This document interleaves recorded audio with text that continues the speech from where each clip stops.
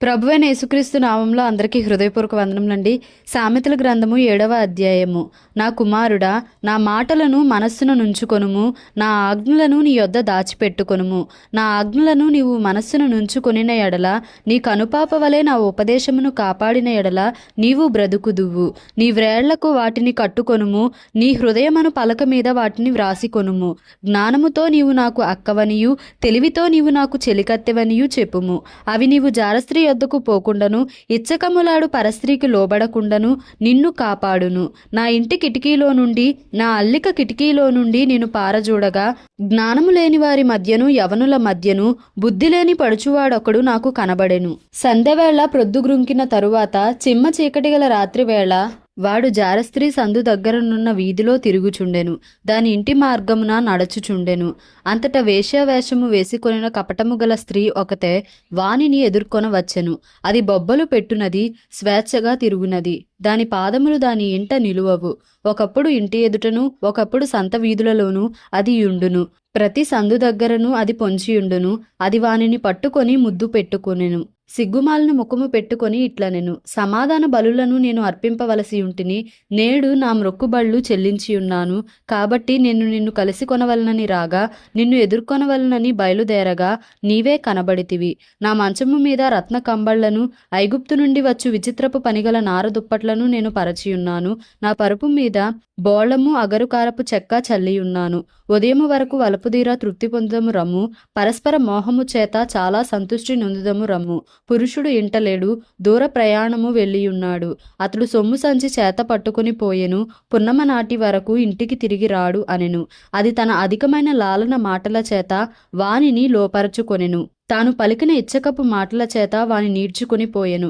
వెంటనే పశువు వదకు పోవునట్లును, పరుల చేజిక్కినవాడు సంకెళ్లలోనికి పోవునట్లును, తనకు ప్రాణహానికరమైనదని ఎరుగక ఉరియొద్దకు పక్షి త్వరపడునట్లును, వాని గుండెను అంబు చీల్చు వరకు వాడు దాని వెంట పోయెను. నా కుమారులారా చెవియొగ్గుడి, నా నోటి మాటలను ఆలకింపుడి. జారస్త్రీ మార్గముల తట్టు నీ మనస్సు తొలగనీయకుము. దారి తప్పి అది నడుచు త్రోవలలోనికి పోకుము. అది గాయపరచి పడద్రోసిన వారు అనేకులు, అది చంపిన వారు లెక్కలేనంత మంది. దాని ఇల్లు పాతాళంనకు పోవు మార్గము, ఆ మార్గము మరణశాలలకు దిగిపోవును. సామెతల గ్రంథము 8వ అధ్యాయము.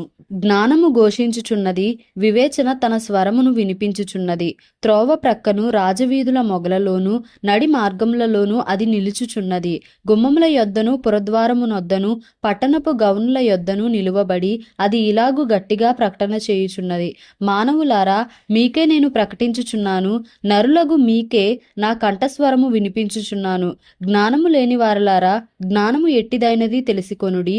బుద్ధిహీనులారా, బుద్ధి ఎట్టిదైనది యోచించి చూడుడి. నేను శ్రేష్టమైన సంగతులను చెప్పెదను, వినుడి. నా పెదవులు యథార్థమైన మాటలు పలుకును, నా నోరు సత్యమైన మాటలు పలుకును. దుష్టత్వము నా పెదవులకు అసహ్యము, నా నోటి మాటలన్నీయూ నీతిగలవి. వాటిలో మూర్ఖత అయినను కుటిలత అయినను లేదు. అవి అన్నీయు వివేకికి తేటగాను, తెలివి నొందిన వారికి యథార్థముగాను ఉన్నవి. వెండికి ఆశపడక నా ఉపదేశము అంగీకరించుడి. మేలిమి బంగారు నాశింపక వెండికి ఆశపడక నా ఉపదేశము అంగీకరించుడి. మేలిమి బంగారు నాశింపక తెలివి నొందుడి. జ్ఞానము ముత్యముల కన్నా శ్రేష్టమైనది, విలువగల సొత్తు లేవియు దానితో సాటి కావు. జ్ఞానమును నేను చాతుర్యమును నాకు నివాసముగా చేసుకొనియున్నాను. సదుపాయములు తెలిసికొనుట నా చేతనగును. యెహోవా యందు భయభక్తులు గలిగియుండుట చెడుతనము నసహించుకొనుటయే. గర్వము, అహంకారము, దుర్మార్గత, కుటిలమైన మాటలు నాకు అసహ్యములు. ఆలోచన చెప్పుటయు, లెస్సైన జ్ఞానము నిచ్చుటయు నా వశము. జ్ఞానాధారము నేనే, పరాక్రమము నాదే. నా వలన రాజులు ఏలుదురు, అధికారులు న్యాయమును బట్టి పాలన చేయుదురు. నా వలన అధిపతులను, లోకములోని గనులైన న్యాయాధిపతులందరూ ప్రభుత్వము చేయుదురు. నన్ను ప్రేమించు వారిని నేను ప్రేమించుచున్నాను. నన్ను జాగ్రత్తగా వెదకువారు నన్ను కనుగొందురు. ఐశ్వర్య ఘనతలను, స్థిరమైన కలిమియు, నీతియు నా యొద్దనున్నవి. మేలిమి బంగారము కంటెను, అపరంజి కంటెను నా వలన కలుగు ఫలము మంచిది. ప్రశస్తమైన వెండి కంటే నా వలన కలుగు వచ్చుబడి దొడ్డది. నీతి మార్గమునందును, న్యాయ మార్గముల యందును నేను నడచుచున్నాను. నన్ను ప్రేమించు వారిని ఆస్తికర్తలుగా చేయుదును, వారి నిధులను నింపుదును. పూర్వకాలమందు తన సృష్టియారంభమున తన కార్యములలో ప్రథమమైన దానిగా యెహోవా నన్ను కలుగజేసెను. అనాది కాలము మొదలుకొని మొదటి నుండి భూమి ఉత్పత్తి అయిన కాలమునకు పూర్వము నేను నియమింపబడితిని. ప్రవాహ జలములు లేనప్పుడు, నీళ్లతో నిండిన ఊటలు లేనప్పుడు నేను పుట్టితిని. పర్వతములు స్థాపింపబడక మునుపు, కొండలు పుట్టక మునుపు, భూమిని దాని మైదానములను ఆయన చేయక మునుపు, నేలమట్టిని రవంతయు సృష్టింపక మునుపు నేను పుట్టితిని. ఆయన ఆకాశ విశాలమును స్థిరపరిచినప్పుడు, మహాజలముల మీద మండలమును నిర్ణయించినప్పుడు నేనక్కడ నుంటిని. ఆయన పైన ఆకాశమును స్థిరపరచినప్పుడు, జలధారలను ఆయన బిగించినప్పుడు, జలములు తమ సరిహద్దులు మేరకుండునట్లు ఆయన సముద్రమునకు పొలిమేరను ఏర్పరచినప్పుడు, భూమి యొక్క పునాదులను నిర్ణయించినప్పుడు, నేను ఆయన యొద్ద ప్రధాన శిల్పినై అనుదినము సంతోషించుచు నిత్యము ఆయన సన్నిధిని ఆనందించుచునుంటిని. కావున పిల్లలారా, నా మాట ఆలకించుడి. నా మార్గములను అనుసరించువారు ధన్యులు. ఉపదేశంను నిరాకరింపక దానిని అవలంబించి జ్ఞానులై ఉండుడి. అనుదినము నా గడప యొద్ద కనిపెట్టుకొని, నా ద్వారబంధముల యొద్ద కాచుకొని, నా ఉపదేశము వినువారు ధన్యులు. నన్ను కనుగొనువాడు జీవమును కనుగొనును, యెహోవా కటాక్షము వానికి కలుగును. నన్ను కనుగొనని వాడు తనకే హాని చేసుకొనును.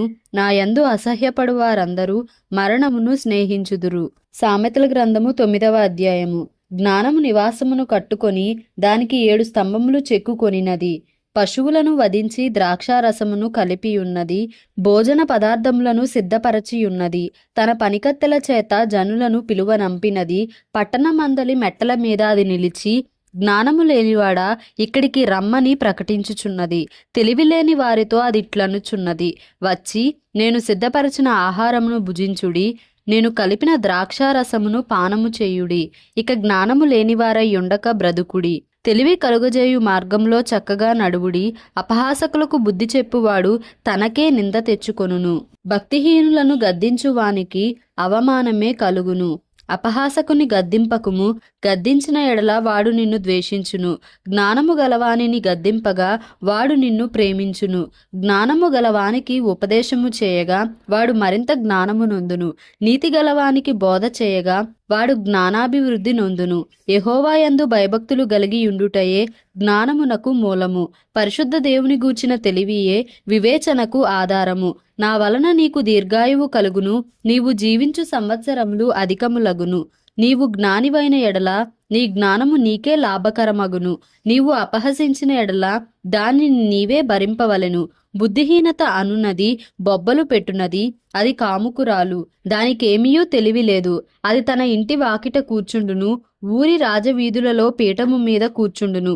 ఆ దారిని పోవువారిని చూచి, తమ త్రోవను చక్కగా వెళ్ళువారిని చూచి, జ్ఞానము లేనివాడా ఇక్కడికి రమ్మని వారిని పిలుచును. అది తెలివి లేనివాడొకడు వచ్చుట చూచి, దొంగిలించిన నీళ్లు తీపి, చాటున తినిన భోజనము రుచి అని చెప్పును. అయితే అచ్చట ప్రేతలున్నారనియు, దాని ఇంటికి వెళ్ళువారు పాతాళ కూపంలో ఉన్నారనియు వారికి ఎంత మాత్రమునూ తెలియలేదు. సామెతల గ్రంథము 10వ అధ్యాయము. జ్ఞానము గల కుమారుడు తండ్రిని సంతోషపరచును, బుద్ధిలేని కుమారుడు తన తల్లికి దుఃఖము పుట్టించును. భక్తిహీనుల ధనము వారికి లాభకరము కాదు, నీతి మరణం నుండి రక్షించును. యెహోవా నీతిమంతుని ఆకలి గొననీయడు, భక్తిహీనుని ఆశను భంగము చేయును. బద్ధకముగా పనిచేయువాడు దరిద్రుడగును, శ్రద్ధగలవాడు ఐశ్వర్యవంతుడగును. వేసవి కాలమున కూర్చువాడు బుద్ధిగల కుమారుడు, కోతకాలమందు నిద్రించువాడు సిగ్గుపరచు కుమారుడు. నీతిమంతుని తలమీదికి ఆశీర్వాదములు వచ్చును, బలాత్కారము భక్తిహీనుని నోరు మూసివేయును. నీతిమంతుని జ్ఞాపకము చేసుకొనుట ఆశీర్వాదకరమగును. భక్తిహీనుల పేరు అసహ్యత పుట్టించును, జ్ఞానచిత్తుడు ఉపదేశమును అంగీకరించును. పనికిమాలిన వదరుబోతు నశించును, యథార్థముగా ప్రవర్తించువాడు నిర్భయముగా ప్రవర్తించును. కుటిల వర్తనుడు బయలుపడును, కనుసగిగ చేయువాడు వ్యధ పుట్టించును. పనికిమాలిన వదరుబోతు నశించును. నీతిమంతుని నోరు జీవపు ఊట, భక్తిహీనుల నోరు బలాత్కారము మరుగుపరచును. పగ కలహమును రేపును, ప్రేమ దోషములన్నిటినీ కప్పును. వివేకుని పెదవులయందు జ్ఞానము కనబడును, బుద్ధిహీనుని వీపునకు బెత్తమే తగును. జ్ఞానులు జ్ఞానము సమకూర్చుకొందురు, మూడుల నోరు అప్పుడే నాశనము చేయును. ధనవంతుని ఆస్తి వానికి ఆశ్రయ పట్టణము, దరిద్రుని పేదరికము వానికి నాశనకరము. నీతిమంతుని కష్టార్జితము జీవదాయకము, భక్తిహీనునికి కలుగు వచ్చుబడి పాపము పుట్టించును. ఉపదేశమును అంగీకరించువాడు జీవ మార్గములో ఉన్నాడు, గద్దింపునకు లోబడనివాడు త్రోవ తప్పును. అంతరంగమున పగ ఉంచుకొనువాడు అబద్ధికుడు, కొండెము ప్రచురము చేయువాడు బుద్ధిహీనుడు. విస్తారమైన మాటలలో దోషముండక మానదు, తన పెదవులను మూసికొనువాడు బుద్ధిమంతుడు. నీతిమంతుని నాలుక ప్రశస్తమైన వెండి వంటిది, భక్తిహీనుల ఆలోచన పనికిమాలినది. నీతిమంతుని పెదవులు అనేకులకు ఉపదేశించును, బుద్ధి లేకపోవుట చేత మూఢులు చనిపోవుదురు. యెహోవా ఆశీర్వాదము ఐశ్వర్యమిచ్చును, నరుల కష్టము చేత ఆ ఆశీర్వాదము ఎక్కువ కాదు. చెడు పనులు చేయుట బుద్ధిహీనునికి ఆటగా నున్నది, వివేకికి జ్ఞాన పరిశ్రమ చేయుట అట్టిదే. భక్తిహీనుడు దేనికి భయపడునో అదే వాని మీదికి వచ్చును, నీతిమంతులు ఆశించున్నది వారికి దొరుకును. సుడిగాలి వీచగా భక్తిహీనుడు లేకపోవును, నీతిమంతుడు నిత్యము నిలుచు కట్టడము వలె ఉన్నాడు. సోమరి తనను పనిపెట్టు వారికి పండ్లకు పులుసు వంటివాడు, కండ్లకు పొగ వంటివాడు. యెహోవా యందు భయభక్తులు కలిగియుండుట దీర్ఘాయువునకు కారణము. భక్తిహీనుల ఆయుష్షు తక్కువైపోవును, నీతిమంతుల ఆశ సంతోషము పుట్టించును, భక్తిహీనుల ఆశ భంగమైపోవును. యథార్థవంతునికి యెహోవా ఏర్పాటు ఆశ్రయదుర్గము, పాపము చేయు వారికి అది నాశనకరము. నీతిమంతుడు ఎన్నడును కదలింపబడడు, భక్తిహీనులు దేశములో నివసింపరు. నీతిమంతుని నోరు జ్ఞానోపదేశమును పలుకును, మూర్ఖపు మాటలు పలుకు నాలుక పెరికివేయబడును. నీతిమంతుని పెదవులు ఉపయుక్తములైన సంగతులు పలుకును, భక్తిహీనుల నోట మూర్ఖపు మాటలు వచ్చును. సామెతల గ్రంథము 11వ అధ్యాయము. దొంగ త్రాసు యెహోవాకు హేయము, సరియైన గుండు ఆయనకిష్టము. అహంకారము వెంబడి అవమానము వచ్చును, వినయము గల వారి యొద్ద జ్ఞానమున్నది. యథార్థవంతుల యథార్థత వారికి త్రోవ చూపించును, ద్రోహుల మూర్ఖ స్వభావము వారిని పాడు చేయును. ఉగ్రత దినమందు ఆస్తి అక్కరకు రాదు, నీతి మరణము నుండి రక్షించును. యథార్థవంతుల నీతి వారి మార్గమును సరళము చేయును, భక్తిహీనుడు తన భక్తిహీనత చేతనే పడిపోవును. యథార్థవంతుల నీతి వారిని విమోచించును, విశ్వాసఘాతకులు తమ దురాశ వలననే పట్టబడుదురు. భక్తిహీనుడు చనిపోగా వాని ఆశ నిర్మూలమగును, బలాఢ్యులైన వారి ఆశ భంగమైపోవును. నీతిమంతుడు బాధ నుండి తప్పింపబడును, భక్తిహీనుడు బాధపాలగును. భక్తిహీనుడు తన నోటి మాట చేత తన పొరుగు వారికి నాశనము తెప్పించును, తెలివి చేత నీతిమంతులు తప్పించుకొందురు. నీతిమంతులు వర్ధిల్లుట పట్టణమునకు సంతోషకరము, భక్తిహీనులు నశించునప్పుడు ఉత్సాహధ్వని పుట్టును. యథార్థవంతుల దీవెన వలన పట్టణంనకు కీర్తి కలుగును, భక్తిహీనుల మాటలు దానిని బోర్రద్రోయును. తన పొరుగువానిని తృణీకరించువాడు బుద్ధిలేనివాడు, వివేకి అయిన వాడు మౌనముగా నుండును. కొండెగాడై తిరుగులాడువాడు పరుల గుట్టు బయటపెట్టును, నమ్మకమైన స్వభావము గలవాడు సంగతి దాచును. నాయకులు లేని జనులు చెడిపోవుదురు, ఆలోచనకర్తలు అనేకులుండుట రక్షణకరము. ఎదుటివాని కొరకు పూటబడిన వాడు చెడిపోవును, పూటబడ నొప్పని వాడు నిర్భయముగా నుండును. నెనరుగల స్త్రీ ఘనత నొందును, బలిష్ఠులు ఐశ్వర్యము చేపట్టుదురు. దయగలవాడు తనకే మేలు చేసుకొనును, క్రూరుడు తన శరీరమునకు బాధ తెచ్చుకొనును. భక్తిహీనుని సంపాదన వానిని మోసము చేయును, నీతిని విత్తువాడు శాశ్వతమైన బహుమానము నొందును. యథార్థమైన నీతి జీవదాయకము, దుష్టక్రియలు విడువక చేయువాడు తన మరణమునకే చేయును. మూర్ఖచిత్తులు యెహోవాకు హేయులు, యథార్థముగా ప్రవర్తించువారు ఆయనకిష్టులు. నిశ్చయముగా భక్తిహీనునికి శిక్ష తప్పదు, నీతిమంతుల సంతానము విడిపింపబడును. వివేకము లేని సుందర స్త్రీ పంది ముక్కుననున్న బంగారు కమ్మి వంటిది. నీతిమంతుల కోరిక ఉత్తమమైనది, భక్తిహీనుల ఆశ అహంకారయుక్తమైనది.